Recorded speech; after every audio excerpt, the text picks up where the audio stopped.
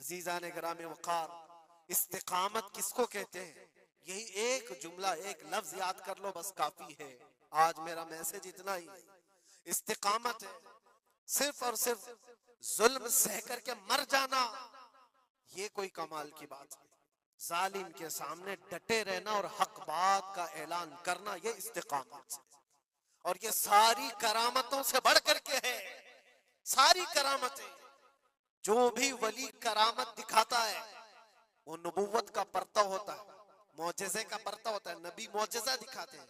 मौजज़ा क्या है? ऐसा काम जो आम इंसान नहीं कर सकता। जैसे हजरत मूसा अलैहिस्सलाम ने अपने लकड़ी को जमीन पर डाला तो वो सांप बन गया, अज़दा बन गया। हजरत ईसा अलैहिस्सलाम मट्टी के परिंदे को फूंक मारते थे तो वो उड़ जाता था। ये मौजज़ा है। और वली से जो काम सादिर होता है ऐसा जो आम इंसान नहीं कर सकता, उसको क्या कहते हैं? करामत। वली से करामत साबित होती है। बहुत सारे औलिया कराम से करामतें सादिर हुई। सरकार गौसे पाक रदी अल्लाह ताला अन्हु की करामतें बहुत हैं। सरकार गरीब नवाज की करामत है। बहुत सारे औलिया कराम की बहुत सी करामतें। इन्होंने कभी पानी पर अपने मुसल्ले बिछाए, कभी हवाओं में चल के दिखाए, या फिर मुहय्यरुल उकूल काम जो आम इंसान की समझ में ना आए, ये सब करामतें देखकर इंसान हैरत में आ जाता है, ऐसा कैसे? और आज भी सारे लोग इसी चक्कर में बाबाओं के पीछे घूमते रहते हैं कि कोई चमत्कार दिख जाए, चमत्कार नजर आ जाए। चमत्कार देखने के लिए इंसान पागल हो जाता है। इसी जो आपकी जुबान में चमत्कार और करामत अलग चीज है। जादूगर कोई चीज दिखा रहा है वो चमत्कार है। करामत देख करके तुम ये समझने लगते हो इससे बड़ा कोई हो ही नहीं सकता, इससे बड़ा कोई नहीं हो सकता। अगर तुम्हारे सामने कोई बाबा हवा में उड़ के दिखा दिया तो हो गया फिर तुम्हारा, सारी चीजें उसके पीछे कुर्बान। इससे पहुंचा हुआ कोई नहीं। मैं आपको कहता हूं दुनिया की सारी करामतें एक जगह पर हक बात पर अटल हो जाना, इस्तिकामत उससे बढ़ करके। वो इमाम हुसैन ने करबला के मैदान में दिखाया है। करामत क्या है? इमाम हुसैन नहीं दिखा सकते थे? अरे सारे औलिया जिनके कदमों से लगे हुए हो, जहां से विलायत बट रही हो, हजरत मौला अली को क्या कहते हैं? शाह विलायत कहा जाता है। सारे औलिया कराम की विलायत वहां जाती है। तो क्या इमाम हुसैन करबला में अपनी करामत दिखा करके काबू नहीं कर सकते थे? और लोगों के इस जहन में आने वाले सवाल को दूर करने के लिए इमाम हुसैन के शहजादों में 600 साल बाद आने वाले गरीब नवाज ने अजमेर की धरती पर दिखाया भी था। तुम अगर पानी बंद करते हो तो मोइनुद्दीन एक खटोरी में पूरा पानी समा सकता है। क्या नहीं हुई थी? अन्ना सागर का पूरा पानी एक खटोरी में सरकार गरीब नवाज के हुक्म पर नहीं जमा हुआ था, और आपने छोड़ दिया तो पानी पूरा चला गया। वो 600 साल बाद आने वाले गरीब नवाज जो इमाम हुसैन की औलाद में से इतने सालों बाद आने वाली औलाद में ये पावर है, ये ताकत है, तो हुसैन के हाथों में क्या ताकत हो सकती? अरे दरियाए फुरात तो उनके कदमों से लग करके बहता अगर हुक्म देते। लेकिन इमाम हुसैन रदी अल्लाह ताला अन्हु करामत से अगर वो मामला हल कर देते तो हम जैसे निकम्मों के लिए आइडियल कौन होता? हम जैसे गरीबों के लिए आइडियल कौन होता? वो तो बड़े लोग थे, मुत्तकी थे, परहेजगार थे, रसूलुल्लाह के खानदान से थे। उन्होंने करामतों से उन मामलात को हल किया होगा। लेकिन हम जैसे लोग इस जमाने में अपने दौर के यजीदियों से लड़ने का वक्त होता तो हम कौन सी करामत दिखाते? इसीलिए इमाम हुसैन ने क़यामत तक आने वाले मुसलमानों के लिए करामत दिखा करके उस मैदान को फतह नहीं किया, इस्तिकामत दिखा कर। ये मैसेज था कि मुसलमानों, जैसी भी बड़ी ताकत तुम्हारे सामने आए डटे रहो, जमे रहो और मरने का खौफ ना रखो। अगर कट जाते हो, मर जाते हो तो कोई फर्क नहीं पड़ता, क्योंकि रब तबारक व तआला ने पहले ही कुरान में गवाही दे दी है, वला तक़ूलू लिमन युक़तलू फी सबीलिल्लाहि अमवात बल अहयाउ वलाकिन ला तशऊरून। जो अल्लाह की राह में मारे जाएं उन्हें मुर्दा न कहो, वो जिंदा हैं, तुम्हें उसका शऊर नहीं। और वो जिंदगी तो आज भी हम देख रहे हैं, आज भी हम देख रहे हैं। इस्लाम जिंदा होता है हर करबला के बाद। क्या ये नहीं देख रहे? हर घर पे इमाम हुसैन के चर्चे, जलने वाले होंगे, कुड़ने वाले होंगे, लेकिन उनको उंगलियों पे गिना जा सकता है। बाकी चाहने वालों की तादाद सितारों से ज्यादा है। इमाम हुसैन का झंडा आज भी उसी तरह लहरा रहा है। सच बताऊं मैं आपको, कभी आपको इत्तेफाक हो तो मुल्क शाम के दिमश्क में भी जाना, जहां पर 3 साल यजीद का दरबार लगता था। वो भी अपने वक्त का खलीफा बना हुआ था, और उसने जो अपने दौरे खिलाफत में, अपने दौरे हुकूमत में जुल्म ढाए, वो तारीख में रकम हो चुके हैं। जाकर के पूछना अहले शाम से, दिमश्क वालों से, कि एक दौर यहाँ तुम्हारा बादशाह रहता था, शाम का हुक्मरान यजीद, वो कहाँ है, उसकी कब्र कहाँ है? लोग तो बगलें उठा करके आपको कहेंगे कि यहाँ तो कोई ऐसी कब्र नहीं दी। हाँ, हमको पता है, बाज मौर्रिखीन ने, बाज दानिश्वर जो पढ़े लिखे, वो कहते हैं जहां पर सारा कचरा एक जगह फेंका जाता है, डम किया जाता है दिमश्क का, वहां कहीं उसकी कब्र खो गई, उसमें कहीं कब्र खो गई। ये तो उसकी बात कर रहा हूं जो बादशाह था, फौज रखता था, ताज रखता था, तख्त रखता था और हुकूमत रखता था। उसका सवाल ऐसे। फिर आओ इराक की सरजमीन पर और करबला जाओ, सोचो, एक खुला चटेल मैदान था, यहाँ पर कोई आबादी नहीं थी, दूर दूर तक एक दरियाए फुरात बहती थी और बाकी कुछ नहीं था। और जाकर के आप ढूंढने लग जाओगे क्यों मैदान कहाँ है, तो तुम्हें मैदान नहीं मिलेगा, हर जगह आबादी ही आबादी। एक हसीन और जमील शहर है, और लोगों से पूछो कि यहाँ तो हमने सुना था रसूलुल्लाह के शहजादे हुसैन को काट करके टुकड़ों में बदल दिया गया था, उनके शहजादों को, और इमाम हुसैन के सर को अलग कर दिया गया, जिस्म को अलग कर दिया गया, उनके बेटों के जिस्म पर घोड़े दौड़ा दिए गए थे। सुना तो ऐसा था कि उनके सब जिस्म को इस तरह से बिखेर दिया गया था। वो कहाँ है? क्या मिट गए तारीख में? नहीं, आपको हाथ पकड़ कर ले जाकर ऐसे दरबार में खड़ा करेंगे जिस दरबार की ऊंचाई देखने से टोपी गिर जाती है। उस हसीन दरबार को देखते ही दिल में हैबत तारी होती है, और फिर तुम बेइख्तियार ये कह दोगे, हुसैन का दरबार देखते ही तुम्हारी जुबान से ये अल्फाज निकल पड़ेंगे, शाह अस्त हुसैन, बादशाह अस्त हुसैन। वो अब भी बादशाह है, अब भी शाह है, और हजारों लोगों को देखा है हमने हुसैन आजम की कब्र पाक के पास आते हैं। मैं पूछा था एक बड़े बुजुर्ग से, चिट्ठियां वहां पर बहुत अंदर रहती हैं, बहुत सारे लोग अपने पैसे भी डालते हैं, नजराने भी पेश करते हैं, बहुत सारी चिट्ठियां होती हैं। मैंने पूछा चिट्ठियां क्या है? कहा बरसों से रिवाज है, जब किसी का कोई मसला हल नहीं होता तो वो पूरा चिट्ठी में अपना लिख करके लाता है और इमाम हुसैन के पास पेश करता है, इसलिए कि उसका विजदान ये कहता है हम रियाया हैं और वो बादशाह है। बादशाह के सामने अगर शिकायत ना की जाए तो फिर किसके सामने की जाए? लोग अपनी शिकायतें आज भी पेश करते हैं। मैं कहना ये चाहता हूं मेरे अजीजों, 14 सदियों के बाद भी जिसकी बादशाहत खत्म नहीं होती, वो किस बात की वजह से है? वो इस्तिकामत की बुनियाद पर है।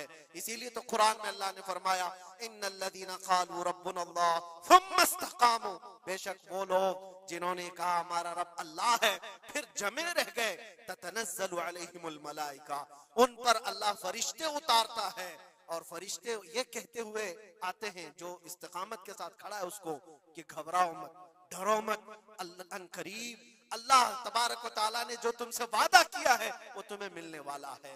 ये इस्तिकामत के साथ रहने वाले के लिए मलाइका उतारे जाते हैं।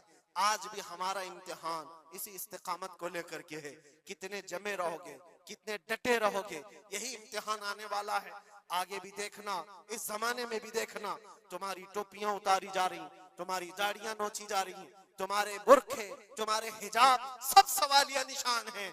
अब तो हालात ये हो गए हैं, लोगों को इतनी खुजली है कि अजान की आवाज से भी पूरे जिस्म में कुछ लोगों को खुजलियां होती हैं। तकलीफें इतनी हैं कि सब उतार दो, कोई अजान की आवाज नहीं। सदियों से जो अजान की आवाजें गूंज रही थी, आज पता नहीं पागलों के दिमाग में कौन सी चीज सवार है, कौन सा शैतान सवार है।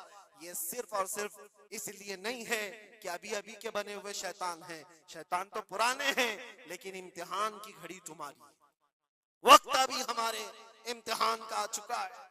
ये जो पूरी दुनिया के हालात आप देख रहे हैं, इन हालात में भी मेरे अजीजों एक बात याद रखना, बहुत सारे तूफान, बहुत सारी आंधियां आएंगी। अगर तुम ईमान की हिफाजत के साथ इस दुनिया से गए तो अमन में हो, वरना अल्लाह के नबी सल्लल्लाहु अलैहि वसल्लम ने इसी जमाने के लिए फरमाया था, वो जमाना आएगा मेरी उम्मत पर कि सुबह मोमिन होंगे, शाम में काफिर हो जाएंगे। शाम में मोमिन सोएंगे, सुबह काफिर उठेंगे। वो उस जमाने में हम आ चुके हैं जहां ईमान का सौदा होने लग गया है। लोग तो आज, मुझे पता है मैं हर चीज पर बात करूं तो बहुत लंबी बात चली जाएगी। हमारी कौम में सबसे ज्यादा वो गद्दार लोग मौजूद हैं जो चंद टकों के लिए, जो चंद पैसों के लिए मुखबिरी किया करते हैं और ईमान बेचते हैं। इनको क्या हासिल होता है? अपनी कौम की खबरें जाकर के लोगों को पहुंचाना, पुलिस को खबर देना, उसको खबर देना, नेताओं की चाटुगिरी करना। ये सब चीजें तुम्हारे यहाँ कहां से आ गई? तुम तो खैर उम्मत हो, हुसैन आजम के गुलामों में तुम्हारा नाम होता है। तुम्हारा सीना तो ऐसा होना चाहिए कि कभी तुम्हें कोई गुलामी पे झुका ना सके। लेकिन जो लोग गुलामी को पसंद करके तलवे छाटना चाहते हो, याद रखना इस दुनिया में भी जिल्लत है, आखिरत में भी बड़ी जिल्लत है। बहुत बड़ी जिल्लत का तौक उठा करके उठाए जाएंगे।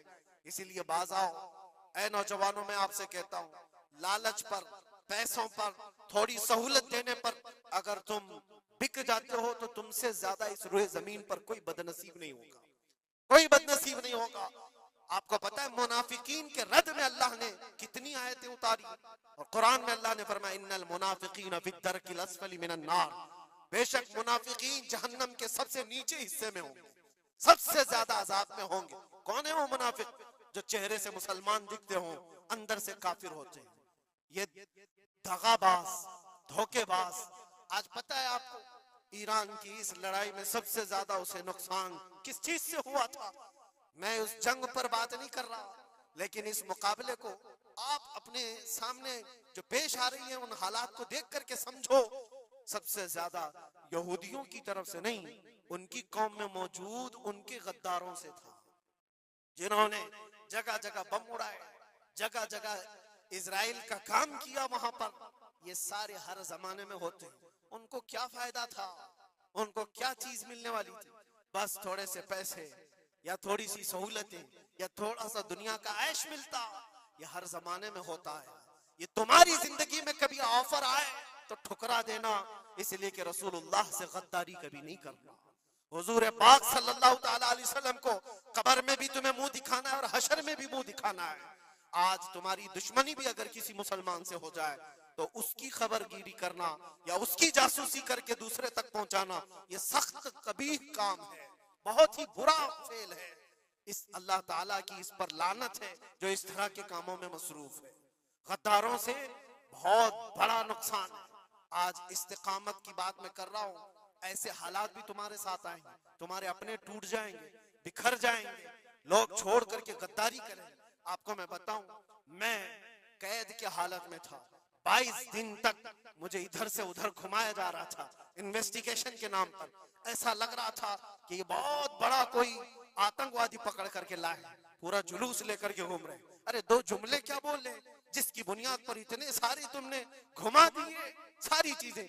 मैं कभी बोलता नहीं इस चीज पर, आज मैं आपको बता रहा हूँ। मेरे सामने बैठा हुआ ऑफिसर जो इन्वेस्टिगेशन कर रहा हो, उसे तो 5 चीजें मालूम थी, वो ये चीजें पूछ रहा है, लेकिन सामने मुझे खुद उसने बताया।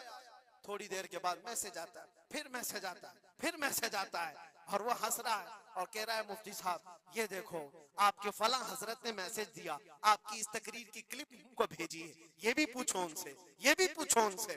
मुझे सब पता है, मैं कभी इस चीज को इजहार में नहीं लाऊंगा, लेकिन इसका इंसाफ अल्लाह की बारगाह में होगा, अल्लाह की बारगाह में फैसला होगा। और जब रसूलुल्लाह के दरबार में हम खड़े होंगे तो देखना हम किसके साथ होंगे और तुम किसके साथ खड़े रहोगे। देखना इस बात को। एक बंदा रसूलुल्लाह की इज्जत के लिए कुफार और मुशरिकीन के नरगे में बैठा हो और तुम अपनी रोटियां सेकने के लिए उसके सामने हमारी जासूसी करते हो और उससे कहते हो किसी हालत में छोड़ना मत, किसी हालत में छोड़ना मत।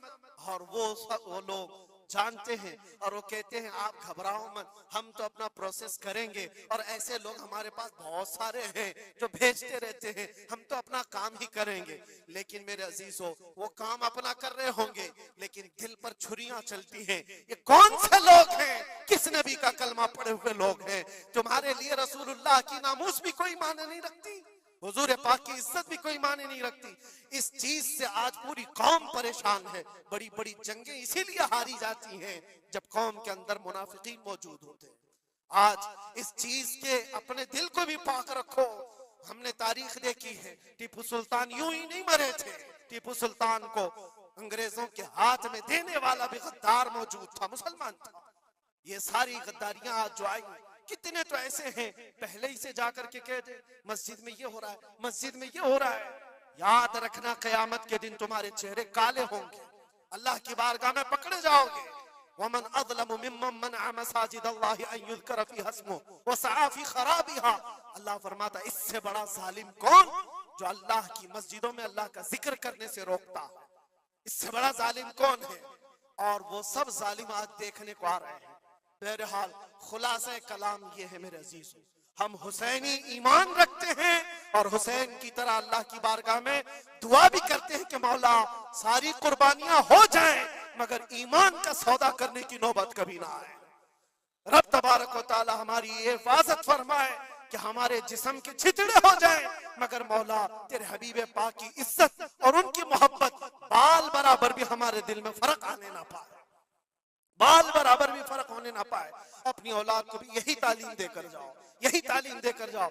करबला सुनने का मतलब ये नहीं है माथा पीट लिया, सीना पीट लिया, रो धो करके उठ गए। रोना तो सबको आसानी से आ जाएगा, लेकिन हुसैन के उस मैसेज को अपने बच्चों में ऐसा पिला करके जाओ कि तुम्हारे दौर में भी यजीद आएंगे, तुम्हारे दौर में भी यजीदी फितने होंगे।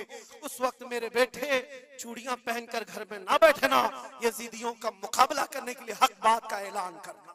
मुझे याद है मेरी बात, मैं जिस वक्त अपने घर से दिल्ली के लिए निकल रहा था तो मेरी माँ ने यही कहा था ना वापस आओ तो कोई बात नहीं, हमें यकीन है कि अल्लाह के रास्ते पर जा रहे हैं। अल्लाह तबारक व तआला इस इस्तिकामत को हर घर में अता फरमाए। हुसैन आजम का जज्बा अल्लाह ताला हमारी औलाद में अता फरमाए। व आखिर दावाना अनिल हम्दुलिल्लाहि रब्बिल आलमीन। अस्सलामु अलैकुम।